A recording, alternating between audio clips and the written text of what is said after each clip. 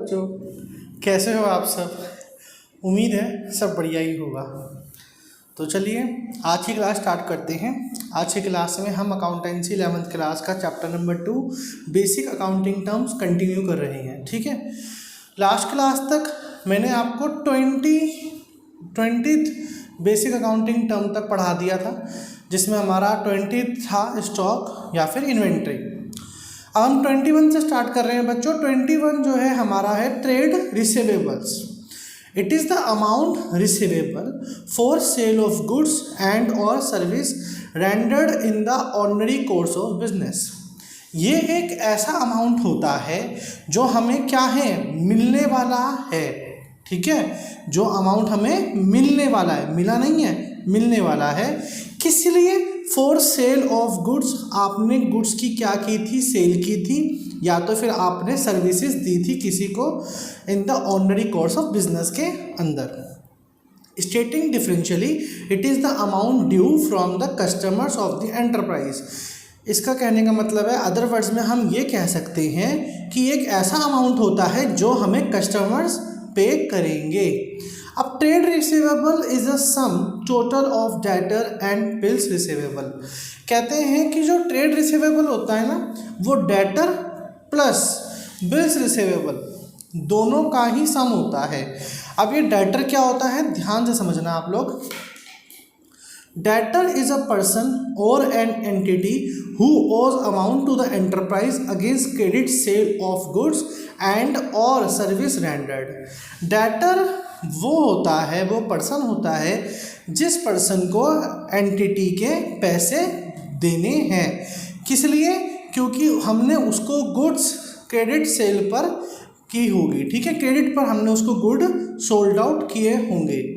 Goods when sold to a person on credit, that person is called a debtor। जब हम हमारे goods किसी person को credit में दे देते हैं, यानी कि उधार पे दे देते हैं, तो उस पर्सन को डेटर कहते हैं। Because he owns that amount to the enterprise, क्योंकि उसके पास हमारी एंटरप्राइज का उतना अमाउंट होगा जितने का हमने उसको सेल किया होगा।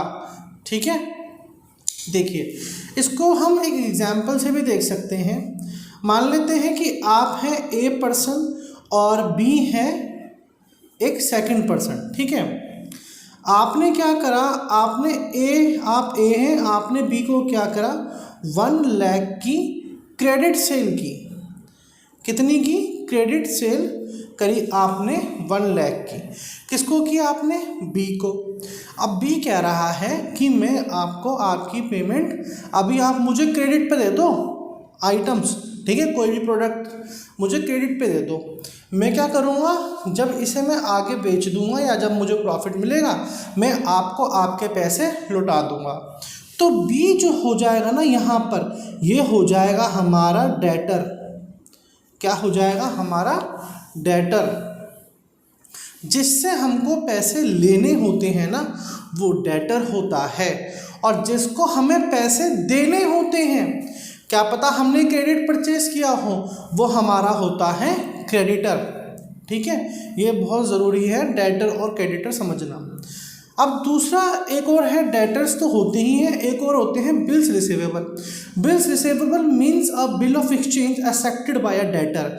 ये एक बिल ऑफ एक्सचेंज होता है। बिल्स रिसीवेबल क्या होता है? Bill of exchange. Bill of exchange, ये एक बिल ऑफ एक्सचेंज होता है। ठीक है, मतलब एक बिल बनाया जाता है प्रॉपर तरीके से और ये एक्सेप्टेड किया जाता है डेटर के द्वारा। The amount of which will be received on the specified date. देखो बच्चों, डेटर और बिल्स रिसीवेबल में जो सबसे बेसिक डिफरेंस है ना, वो यही है कि डेटर जो है ना, वो आपको बोलता है कि मैं आपके 1 लाख रुपीज़ लौटा दूंगा, आपको 1 लाख रुपीज़ आपको मैं दे दूंगा पैसे। ठीक है, लेकिन कब देगा ये मेंशन नहीं किया होता है। लेकिन बिल्स रिसीवेबल एक तरीके का बिल ऑफ एक्सचेंज होता है। अगर सरल भाषा में कहा जाए तो एक रिटर्न डॉक्यूमेंट होता है। ठीक है। इस रिटर्न डॉक्यूमेंट में बिल्स रिसीवेबल, ठीक है, सेम ही प्रोसेस था यहाँ पर भी। अब डेटर यहाँ पर इसे क्या करेगा, एक्सेप्टेड बाय डेटर, डेटर यहाँ पर एक्सेप्ट करेगा इस बिल रिसीवेबल को, और यहाँ पर होगी डेट मेंशन कि मैं आपके 1 लाख रुपीज़ पे कर दूंगा 1 जनवरी को, ठीक है, 1 जनवरी ऑफ 2023। तो भाई इसने जब यहाँ पर डेट बोल दी ना, डेट बोलते ही और एक रिटर्न डॉक्यूमेंट दोनों के बीच में बन चुका है, उसे बिल ऑफ एक्सचेंज को बिल्स रिसीवेबल कहते हैं। इसके ऊपर डेट मेंशन हो गई, इसलिए ये क्या है, बिल्स रिसीवेबल। और जिसके ऊपर बिल्स रिसीवेबल नहीं था, मतलब वो डेट मेंशन नहीं थी, वो सिंपली क्या था, हमारा डेटर। चलिए आगे चलते हैं। अब हमारा नेक्स्ट टॉपिक है बच्चों ट्रेड पेबल्स। ट्रेड पेबल्स मतलब ऐसे खर्चे, मतलब ऐसे पेबल्स जो आपने गुड्स क्रेडिट पे खरीदे होंगे। देख देते हैं। It is the amount payable for purchase of goods and और services taken in the ordinary course of business, stating differentially it is the amount due to the seller of goods by the enterprise. ये payables amount वह amount होता है जो आपको किसी को देने हैं। आपने क्या करा होगा, ट्रेड रिसीवेबल में ज़्यादातर होता है क्रेडिट सेल का, ठीक है। अब यहाँ पर क्या हुआ, यहाँ पर एक पर्सन है एक्स और एक पर्सन है वाई। एक्स कौन है, आप लोग हैं, और वाई कौन है, कोई दूसरी पार्टी है। आपने क्या करा, आपने वाई से ठीक है, वाई से आपने क्या करा, क्रेडिट में परचेज किया। यहाँ पर आपने क्या किया था, क्रेडिट में परचेज किया था। अब जो आपने 1 लाख का यहाँ पर क्रेडिट परचेज किया था, तो आप कौन है, एक्स, और आपको वाई के पैसे देने हैं। आपने अभी उधार पे ले लिया था सामान, तो जब आप वाई को पेमेंट करेंगे तो वाई हमारे लिए क्या हो गया, वाई हमारे लिए हो गया क्रेडिटर। जिसको हमें पैसे देने होते हैं वो हमारा कौन होता है, क्रेडिटर, ठीक है। यहाँ पर आपने क्रेडिट परचेज की थी। नेक्स्ट क्या कहता है, bills payable. Bill payable mean a bill of exchange accepted by a person और enterprise the amount of which will be payable on the specified date. देखो बच्चों, यहाँ पर भी अब क्या हुआ कि बिल्स पेबल में ये भी बिल ऑफ एक्सचेंज ही होता है। बस अब क्या कहा आपने, वाई को ये बोल दिया कि भाई मैं तुम्हारे पैसे 1 या फिर 10 जनवरी 2023 को वापस कर दूंगा। तो यहाँ पर एक स्पेसिफिक क्या हो गई, यहाँ पर एक स्पेसिफिक डेट मेंशन हो गई, ठीक है। यहाँ पर एक स्पेसिफिक डेट मेंशन हो गई, और इस स्पेसिफिक डेट जब बोल दी हमने, ये बिल ऑफ एक्सचेंज बन गया, और इसे ही बोलेंगे हम बिल्स पेबल। तो दोनों में डिफरेंस क्या होता है, देखो इन दोनों में एक डिफरेंस होता है। इसमें एक रिटर्न डॉक्यूमेंट बन जाता है, बिल ऑफ एक्सचेंज बन जाता है, जिसमें स्पेसिफिक डेट बता दी जाती है पैसे लौटाने की।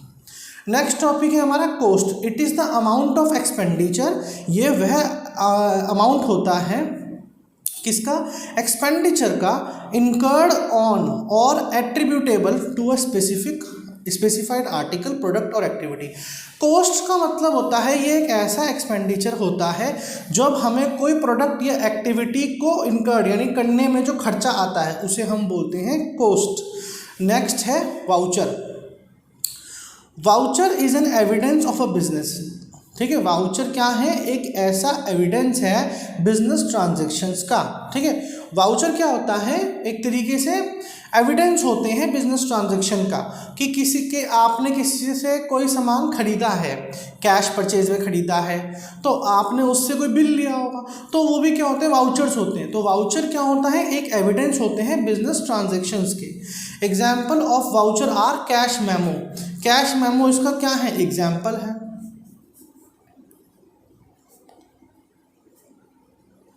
कैश मेमो हो गया हमारा, इनवॉइसेस हो गए। आपको भी कभी जैसे आप शॉप पे शॉपिंग करने जाते हैं ना, तो वो आपको क्या दे देता है, आपको एक वाउचर दे देता है, कैश मेमो दे देगा, इनवॉइस दे देगा, इनवॉइस और बिल या फिर बिल्स या फिर रिसिप्ट दे देगा आपको। या फिर डेबिट या क्रेडिट नोट दे देगा, ये हम आगे पढ़ेंगे। ठीक है, अब हम पढ़ते हैं discount. Discount it is the reduction in the price of goods, ये रिडक्शन हो जाता है। ठीक है, it is the reduction in the price of goods, किसी गुड्स के प्राइस में रिडक्शन होना ही डिस्काउंट कहलाता है। ठीक है, और from the amount to be paid to a customer by the enterprise, discount वो होता है जो किसी कस्टमर को पे करना होता है कुछ पैसे कम होने की वजह, जैसे कि 10,000 रुपये का सामान था, आपको 2,000 रुपये डिस्काउंट हो गए तो 8,000 रुपये आपको पे करने पड़ रहे हैं। Discount allowed may be trade discount और कैश डिस्काउंट। अब जो डिस्काउंट अलाउड होता है ना, या तो वो ट्रेड डिस्काउंट होगा या तो फिर वो कैश डिस्काउंट होगा। डिस्काउंट को दो हिस्सों में बांटा गया है यहाँ पर, ट्रेड डिस्काउंट में और कैश डिस्काउंट में। एक एक करके देखेंगे बच्चों।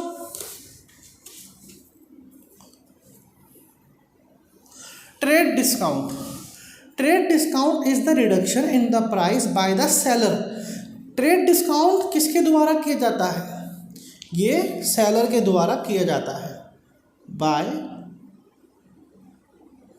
सेलर टू द परचेजर, किसको? परचेजर को करता है।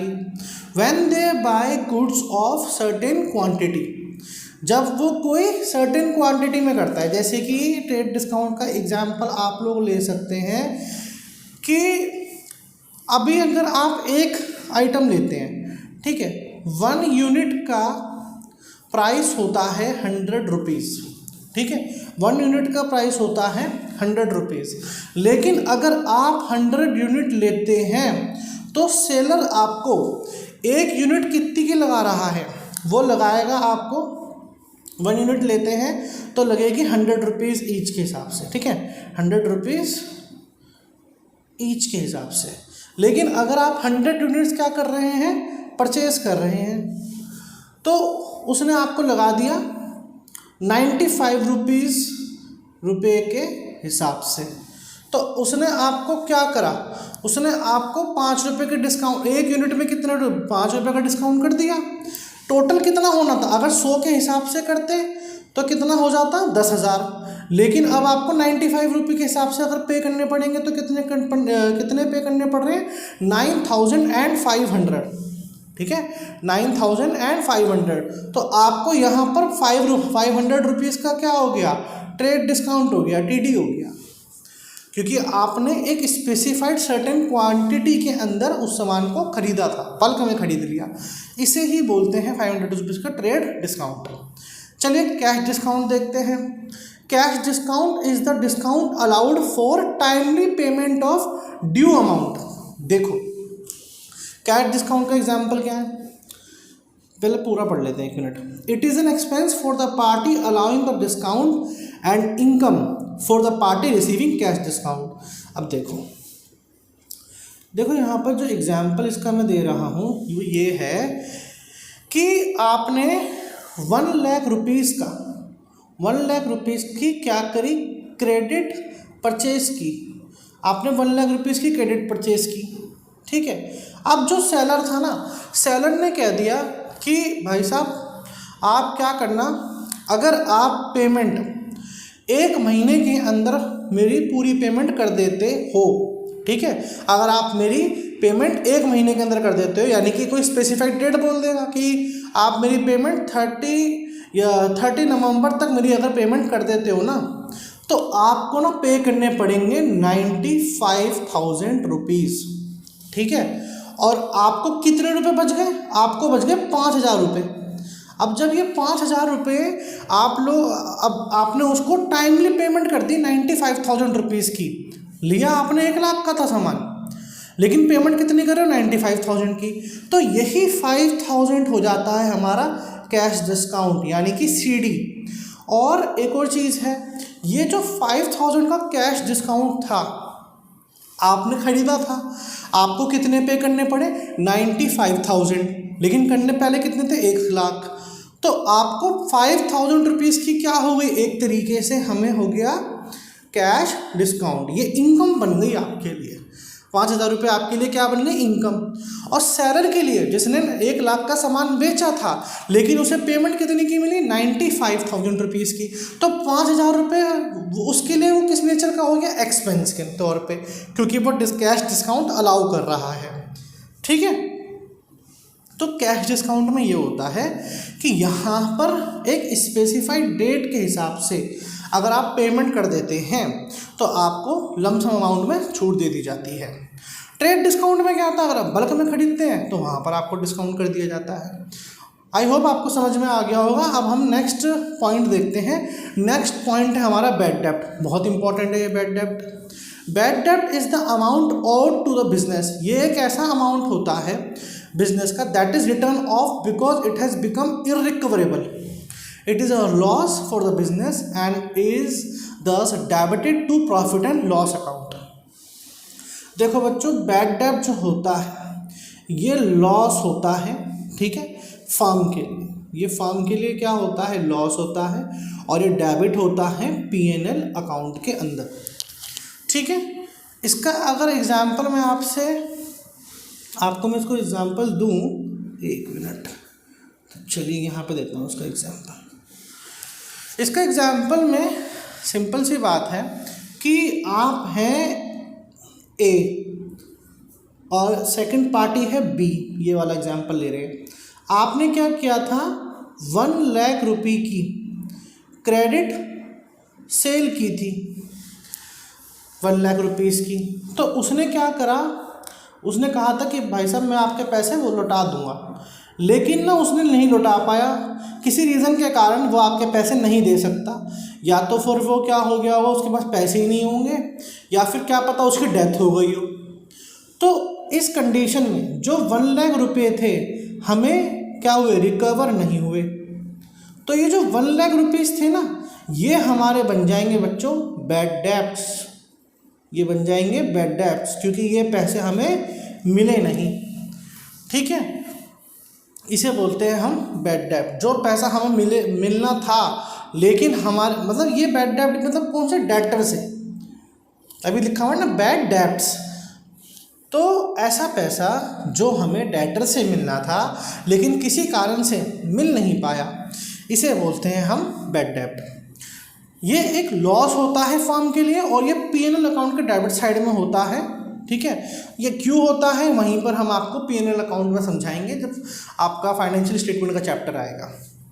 नेक्स्ट है बैलेंस शीट। बैलेंस शीट क्या होती है, it is a statement of the financial position of an individual और an enterprise at a given date with exhibit is assets, liabilities, capital, reserve, other account balance at their respective book values.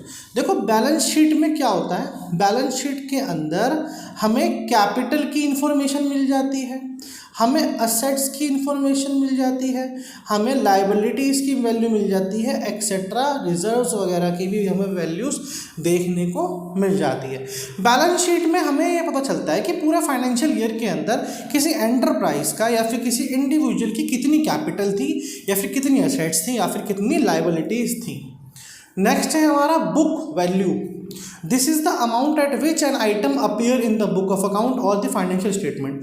Book value बहुत simple है, कह रहा है ये एक ऐसा amount होता है जब कोई आइटम बुक ऑफ अकाउंट में या फिर फाइनेंशियल स्टेटमेंट में लिखी जाती है। किस वैल्यू पे लिखी जाती है, बुक वैल्यू पे लिखी जाती है। उसी को ही बोलते हैं हम, उस जिस अमाउंट पे हम लिखते हैं हम उसको अपीयर होती है फाइनेंशियल स्टेटमेंट के अंदर, उसी को बोलते हैं बुक वैल्यू। नेक्स्ट है books of account. The record or books in which financial statement of an entity are recorded and maintained. They include cash book। देखो बुक ऑफ अकाउंट्स की बुक कौन कौन सी होती है, वो ये कह रहा है। बुक ऑफ अकाउंट्स वो होती है जिसके अंदर हम फाइनेंशियल ट्रांजैक्शंस किसी एंटिटी की रिकॉर्ड करते हैं या फिर मेंटेन करते हैं। इसके अंदर एग्जाम्पल कौन कौन आ जाते हैं बुक ऑफ अकाउंट्स में, आपकी हो गई कैश बुक। ठीक है, एग्जाम्पल में लिख देता हूँ यहाँ पर। एग्जाम्पल में आपका हो गया cash book, purchase book, sales book. ठीक है, ये सब हमारी क्या होती हैं, bank book, journal and ledger, ये सब बुक ऑफ अकाउंट्स होती है। नेक्स्ट है हमारा cost of goods sold. Cost of goods sold is the direct cost attributable to the production of goods sold and और service rendered. Cost of goods sold एक direct cost होती है। ये क्या होती है, एक डायरेक्ट कॉस्ट होती है, यानी कि सीधी सीधी जो डायरेक्ट कॉस्ट लगती है ना किसी गुड्स की प्रोडक्शन करने में, production of the goods sold करने के अंदर जितना भी खर्चा उसे बनाने में लगा था, उस प्रोडक्ट को बनाने में लग गया था, उसे बोलते हैं हम cost of the goods sold. जैसे कि आपने किसी आइटम को बना लिया था 20 रुपये के अंदर, जो उस 20 रुपये के अंदर क्या क्या डायरेक्ट कॉस्ट है, direct cost means labour charges होंगे, रॉ मटेरियल का खर्चा होगा, तो वो जो 20 रुपये के हिसाब से वो सब कुछ आपने सम एडिशन करा होगा ना, वही है आपका cost of the good sold. जितने में आपको वो गुड बनाने में डायरेक्ट कॉस्ट जो लगती है ना गुड बनाने में, प्रोडक्शन ऑफ द गुड्स बनाने में, उसे बोलते हैं cost of good sold. Next है 31 क्रेडिट। क्रेडिट क्या होता है, credit is the right side of an account. देखो अकाउंट कैसे बनाते हैं, अकाउंट अगर आपसे कोई पूछे अकाउंट क्या होता है, टी शेप का होता है। अकाउंट क्या होता है, टी शेप का। हमेशा ध्यान रखना, मैंने आपको पहले भी बेसिक अकाउंटिंग टर्म्स में ये समझा दिया था। अब ये जैसे कि कोई अकाउंट है, हम मान लेते हैं ये है परचेजेज अकाउंट, ये क्या है, परचेजेज अकाउंट।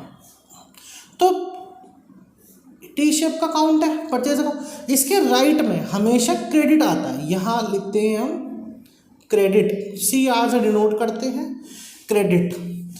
जैसे कि कोई भी transaction, credit is the right side of an account, किसी अकाउंट के राइट साइड में होता है, ठीक है। If an account is to be credited, अगर अकाउंट क्रेडिटेड हो रहा है तो वो वाली एंट्री हम उससे क्रेडिट साइड में नोट कर देते हैं, इसी को बोलते हैं क्रेडिट।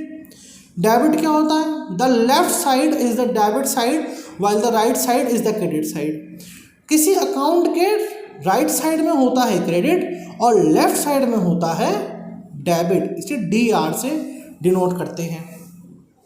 अब अगर अकाउंट डेबिट हो रहा है किसी रीज़न से, ठीक है, तो उसकी एंट्री हम यहाँ कर देंगे, यहाँ पर हम पर्टिकुलर लिख देते हैं कितने अमाउंट से हो रहा है, कितना अमाउंट था यहाँ पर,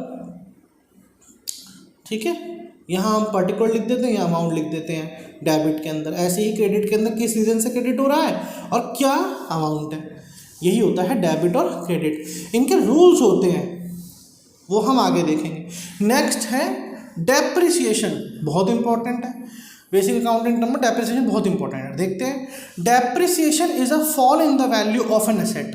किसी एसेट की वैल्यू में क्या हो जाना, गिरावट आ जाना, फॉल आ जाना, बिकॉज ऑफ, अच्छा डेप्रिसिएशन किसके कारण आता है, बिकॉज ऑफ यूसेज।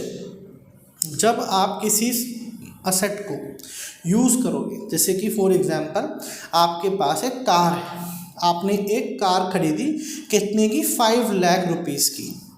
अब आपने उसे चलाना स्टार्ट करा, ठीक है, थोड़ी देर गाड़ी चलाई आपने, कुछ टाइम तक चलाई गाड़ी, तो अब क्या, अगर आपको वो कार बेचनी होगी तो क्या वो 5 लाख की सोल्ड हो सकती है मार्केट में, बिल्कुल भी नहीं हो सकती, ठीक है, क्योंकि आपने उसको क्या कर लिया, यूज़ कर लिया। तो जो जैसे अभी एग्जाम्पल मैं यहाँ पर देता हूँ, 5 लाख रुपए की क्या थी, कार थी, 5 लाख रुपए की क्या थी, कार थी, लेकिन आपके यूज़ करने के बाद उस गाड़ी की वैल्यू हो गई है कितनी बच्चों, 3 लाख। तो कितनी कमी आ गई कार की वैल्यू में, दैट इज़ 2 लाख। तो 2 लाख आपका क्या हो जाएगा, डेप्रिसिएशन हो जाएगा।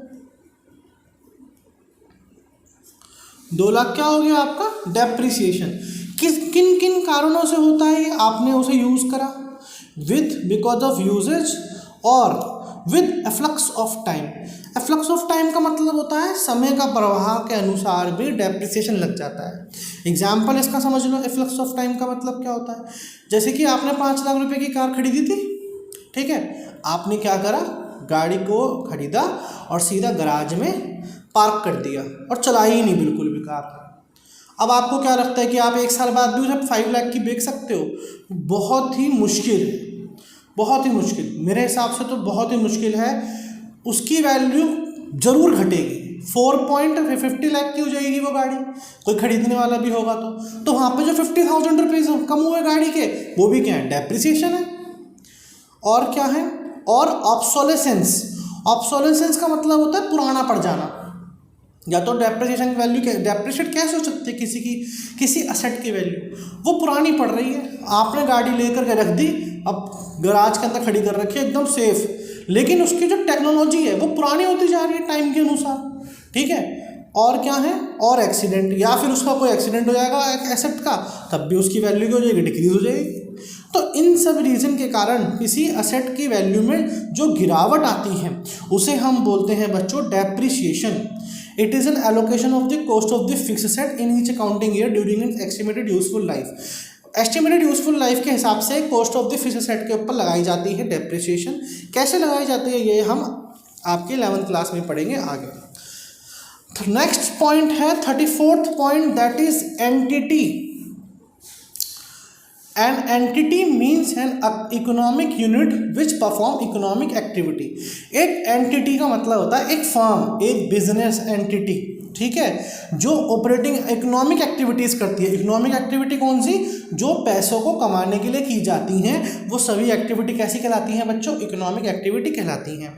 एंटिटी के एग्जांपल यहाँ पे दे रखी है, Reliance industries, Bajaj auto, Maruti and TISCO. तो ये जो कंपनीज हैं इनको ही बोलते हैं एंटिटी, क्योंकि ये इकोनॉमिक एक्टिविटीज़ भी करती हैं, ठीक है। A business entity means an enterprise established in accordance with law. किसी लॉ के अंतर्गत आके ये बनती हैं to engage in business activities, और करती क्या है, बिजनेस एक्टिविटीज़ करती हैं। दीज इंक्लूड प्रोप्राइटरशिप फर्म, इसके अंदर प्रोप्राइटरशिप फर्म आती है। प्रोप्राइटरशिप फर्म का मतलब होता है बेटा पूरी की पूरी बिजनेस का कोई एक मालिक होता है, वो अपने पैसे लगा करके बिजनेस स्टार्ट करता है, ठीक है। 11th क्लास के अंदर हम यही पढ़ रहे हैं, हम क्या पढ़ रहे हैं, प्रोप्राइटरशिप पढ़ रहे हैं, ठीक है। नेचर कैसा है बिजनेस का, प्रोप्राइटरशिप का। नेक्स्ट क्या है, पार्टनरशिप फर्म। पार्टनरशिप फर्म मतलब जैसे कि 4-5 लोगों ने मिलकर के एक फार्म खोल ली है, तो फार्म के अंदर कैपिटल लगानी थी, बिजनेस के अंदर पैसे लगाना पड़ता ना स्टार्ट करने से पहले, तो 10 लाख रुपए लगाने थे। 5 लोग थे तो सबने कितने मिला दिए, 2-2 लाख रुपए सबने मिला दिए। Corporations, companies etcetera, an accounting system is always devised for a specific business entity also called accounting entity. इन्हें अकाउंटिंग एंटिटी भी कहते हैं। चलिए आगे देखते हैं। एंट्री, एंट्री क्या होता है, a transaction and event when recorded in the book of account is known as an entry.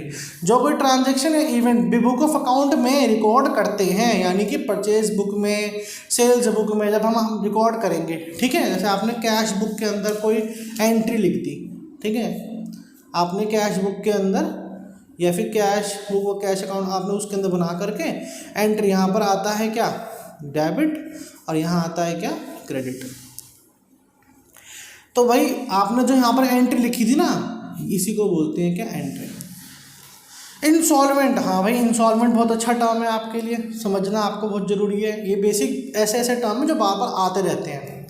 Insolvent is a person और enterprise which is not in the position to pay its डेब्ट। Insolvent या तो कोई person हो सकता है या कोई एंटरप्राइज हो सकती है। इंसॉल्वेंट मतलब हिंदी में इसे बोलते हैं दिवालिया हो जाना, ठीक है।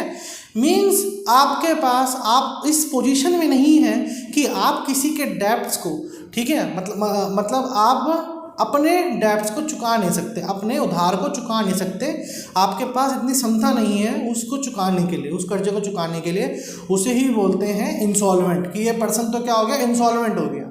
एंटरप्राइज क्या हो गई, इंसॉल्वेंट। अब ये किसी के पैसे चुका नहीं सकती, ठीक है। मतलब जैसे कि इसको किसी को पैसे देने होंगे, लेकिन ये भाई लॉस में आ गया, इसका बिजनेस बिल्कुल ख़त्म हो चुका है, अब ये किसी के पैसे नहीं दे सकता, तो ये कौन है, इंसॉल्वेंट है।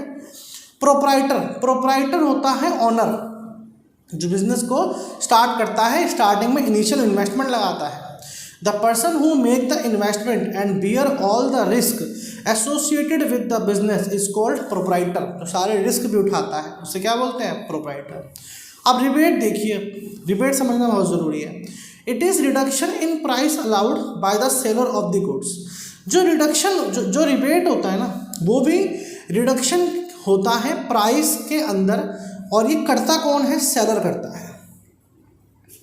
किसके द्वारा किया जाता है, सेलर के द्वारा। After the goods have been sold, यहाँ पर क्या होगा कि आप सेलर ने परचेजर को गुड्स सोल्ड कर दिए होंगे, लेकिन अभी उससे क्या थे, कुछ पेमेंट आनी बाकी थी, आपने क्रेडिट सेल की होगी, ठीक है। स्टेटिंग डिफरेंशियली देखो स्टेटिंग डिफरेंशियली का मतलब होता है, इन अदर वर्ड्स, दूसरे तरीके से कैसे कह रहे हैं, rebate is offered and allowed on sales completed in the past. आपने ये सेल कंप्लीट की थी कैसे, पास्ट में, ठीक है, या फिर कैश में भी कर दी होगी आपने, कैश सेल की होगी या फिर क्रेडिट सेल की होगी। लेकिन क्या हुआ, it is allowed for the reason other than for which trade discount and cash discount are allowed. देखो रिबेट में ना ही कैश डिस्काउंट इन्वॉल्व होगा और ना ही ट्रेड डिस्काउंट इन्वॉल्व होगा। इन दोनों को छोड़ करके जो हम डिस्काउंट दे रहे हैं ना, उसी को रिबेट कहते हैं। एग्जाम्पल में कह रहा है, for example discount allowed because of poor quality of goods. क्या हुआ कि आप हैं बी पर्सन और ए पर्सन दूसरी पार्टी है। आपने क्या किया था, ए को ना सेल की थी अपनी गुड्स की, या तो कैश सेल की होगी या फिर क्रेडिट सेल की होगी। दो तरीके से एक सेल हो सकती है, तो कैश सेल या फिर क्रेडिट सेल। अब उसमें क्या हुआ कि जो ए कहता है ना, ये कहता है कि भाई साहब आपके जो गुड्स हैं ना डिफेक्टिव हैं, ख़राब हैं, उनकी क्वालिटी अच्छी नहीं है, किसी रीज़न से आपने दिखाया कुछ था और दिया कुछ और है। तो यहाँ पर क्या होता है कि मान लेते हैं कि आपने क्रेडिट सेल की थी 1 लाख रुपीज़ की, अब आपके गुड्स थोड़े से ख़राब निकल रहे हैं, तो आप ना उसे रिबेट दे देते हो कि कह देते हो कि कोई बात नहीं भाई साहब, जो भी है आप मुझे 90,000 रुपीज़ पे कर देना। आपको पे कितने करने थे, 1 लाख, तो 10,000 रुपये क्या हो गए, रिबेट, ठीक है। ये लेकिन ट्रांजैक्शन कंप्लीट हो चुकी है, उसके हाथ में गुड्स हैं यहाँ पर, इसलिए कैश डिस्काउंट और ट्रेड डिस्काउंट दोनों से अलग है। वो तो क्या होता है, एट द मोमेंट होता है, ये तो ट्रांजैक्शन हो गई, उसने यूज़ करी, कस्टमर यूज़ से बोल रहे होंगे ए को कि ये तो गुड्स ख़राब निकल रहे हैं। ये सब कुछ पता करने के बाद उसने बी को बोला कि आपके गुड्स ख़राब निकल रहे हैं, अपने गुड्स ज़्यादा वापस ले जाओ। तो आप क्या चाहते हो कि भाई वापस ना हो, अब तो आपने सेल कर दिए, तो आप क्या करते हो, रिबेट दे देते हो। ये होता है रिबेट टर्म। नेक्स्ट है सॉल्वेंट। सॉल्वेंट इंसॉल्वेंट का उल्टा हो गया सॉल्वेंट, जो कर्जा यानी कि डेब्ट चुकाने के लिए सक्षम है, ठीक है, जो उसकी पोजीशन है वो पे कर सकता है पैसों को, उसे बोलते हैं सॉल्वेंट। नेक्स्ट है and the last basic accounting term financial statement और फाइनल अकाउंट। ये बहुत ज़रूरी है, तभी स्पेशली इन्होंने लास्ट में दे रखा है। इतनी मेहनत जो आप कर रहे हैं ना, इतने पढ़ रहे हैं, इसी के लिए ही पढ़ रहे हैं। सबसे इम्पोर्टेंट चैप्टर है आपकी पूरी 11th क्लास के अकाउंटेंसी बुक में, ठीक है। They are trading account. Financial statement में क्या क्या आता है, इसमें आता है आपका ट्रेडिंग अकाउंट, आपका profit and loss account and आपकी बैलेंस शीट।